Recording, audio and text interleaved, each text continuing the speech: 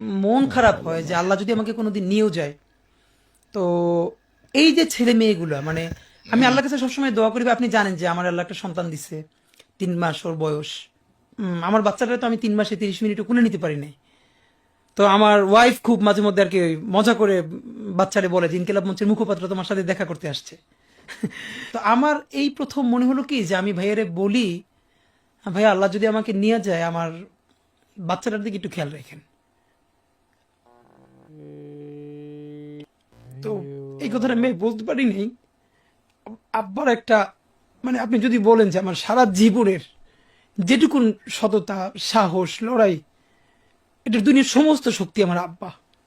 আমি যদি কিছু হইলেও করতে পারি সততার সাথে, আল্লাহ যদি আমার রহম করে, তাহলে আমার ছেলে, আমার পরিবার, আমার ভাই বোন, আমার ইনকিলাব মঞ্চের ভাই বোনগুলো, এগুলো আল্লাহই দেখবে যেভাবে আল্লাহ এখন আমাদেরকে দেখতেছে। সুতরাং কারো কাছে আর কোনো প্রত্যাশা নাই। সত্যি ভিডিওটি দেখে আসলে চোখে পানি চলে আসার মতন। এরকম একটা লোকের উপর কেউ কি এরকম বর্বরতা কেউ চালাইতে পারে? আল্লাহ সকলকে হেদায়েত দান করুক এবং আমাদের হাদি ভাইকে আবার সুস্থ বানিয়ে আল্লাহ পাক আমাদের মাঝে ফিরিয়ে দিক।